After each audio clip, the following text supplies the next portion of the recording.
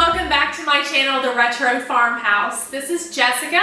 If you're new here, we do a lot of DIYs, a lot of furniture redos, a lot of redoing like vintage items, as well as different kind of ways that we can repurpose things as well. And today's project came as part of an inspiration of an item that I've had for quite a while. It's actually a family piece. It's actually a side table, and it comes in actually a pair, but for today's video I'm just working on this particular piece, and I'll get to doing the other one later. But this is, I'm not really sure of the age. I know a lot of you had commented when I put my little post out there that you had some similar items, so if you know the exact age of this piece, I tried Googling it and finding it, and I couldn't find any information. I'm thinking it's probably maybe 1940s. Could possibly be 1950s, I'm not really sure, but I do know how long this piece has been in the family, so that's where I figured its age was at. And this used to belong to my grandparents, but it's had lots of wear and tear on the top of it, and I've always been wanting to get back to refinishing it. And this particular furniture is from the Brandt Furniture Company, and they were in Hagerstown, Maryland. And I believe they started, just from some of the history I saw, in 1901 and like closed shop up in like 1984 or 85. So they were, you know, a long time producing furniture company. And I knew this piece also is just like solid wood, and I really love those pieces. They tend to last for time after time. And so today's project, I really wanted to just revive this piece because it's been you know, sitting in my living room, but I wanted to make it more of a have a more of a homey feel and redo it since the top had so much damage done to it. So a lot of times for a lot of different videos, you know, a lot of people do paint furniture and that sort of thing, and I love that look as well. But there are some pieces of furniture that I think that you just I just like the wood look of them, the natural wood look. And so for any of you all that might think that I was going to paint this piece, that's definitely not what I'm doing today. But there's definitely nothing wrong with that. I think there's a lot of pieces that have lots of damage and different things like that done to them, and they look very beautiful when you repaint them. So today I'm actually going to show you just a really easy way of how you know, you can refinish a product. So come along with me and we'll get into today's project. So I wanted to show you some before pictures of this piece. It was stained in like some type of dark cherry wood. There are some scratches on the front of the drawer, and also this really neat label on the inside that's made with a metal marker. And this is the top of it. You can really see that it's pretty damaged, but we're going to go ahead and take care of that with some of the sanding. And the other thing I wanted to show you is just the neat little drawers. It's not really dovetail. I don't know what that's called.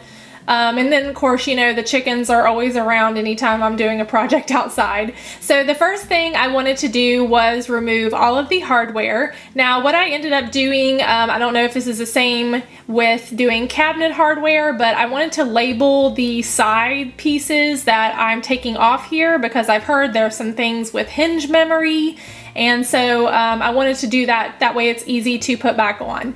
And then the next thing I did was just take some of my organic type cleaning spray and just wipe everything down really, really good. And I just really want to get that off before we do sanding.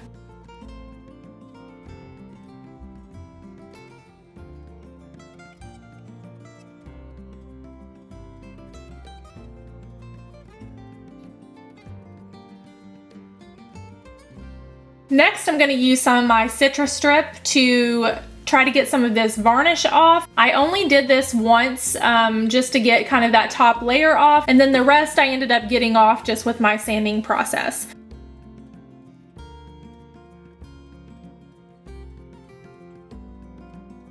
So what I'm doing here is I'm just taking my little mouse sander, and I'm using kind of a medium to a more coarse grit sandpaper to get this off and sand all over. The more stuck on your varnish is, you probably want to start with a coarse sanding paper and then do a medium grit sanding paper and then a fine. I tended to use all this, and I think sometimes this is why people paint rather than refinish a piece, because it does take a lot of time to sand this piece down 2 or 3 times to get all of that off to get down to the bare wood.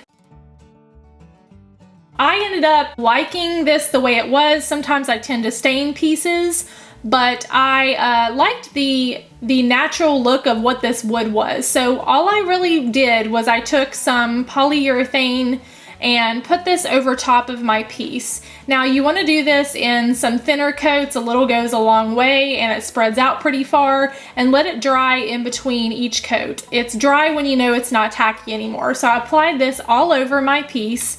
And then, as you'll see here in a few seconds, after I let it dry, I then took my fine sanding paper and I would sand it down in between the coats, just to make sure that I was able to sand down any of those higher areas from the varnish.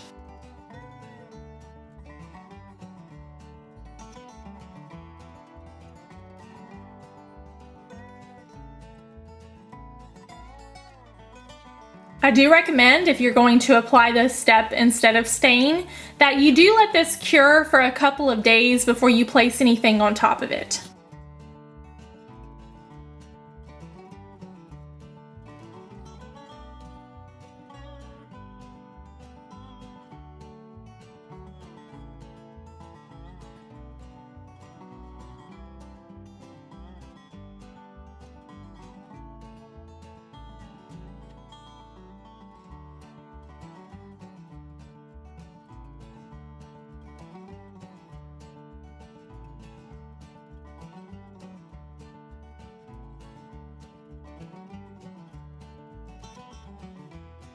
Once everything was nice and dry, the last thing to do was just to reassemble this piece, apply the drawers, and all of the hardware.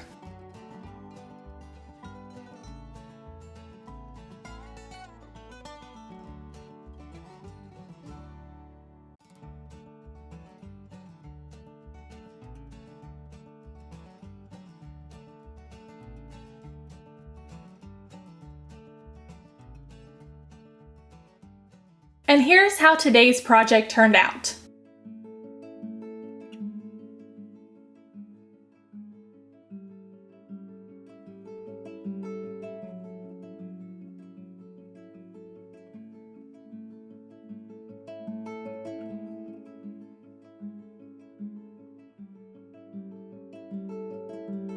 I really love how the top of this turned out. I really love this darker golden natural wood that's showing through.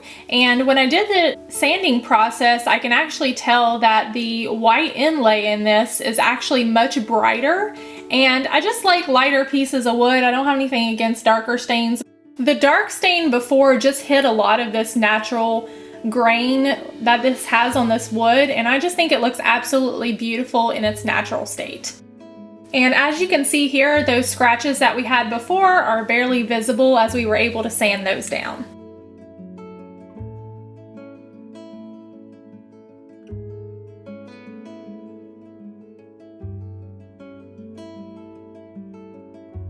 I hope you guys liked today's project. Thanks so much for coming along. I cannot believe how much traffic we've had with the last video. I'm so glad that you guys just really appreciated that video, and you've hit the like button lots of times and the comment lots of times. And I don't know how YouTube's algorithm works, but they really seem to like that. So I really appreciate that. That's really helped to support my channel. So if you did like this video, please do the same thing. And stay tuned, we'll have some more upcoming DIYs. Thanks again, guys. Have a great weekend.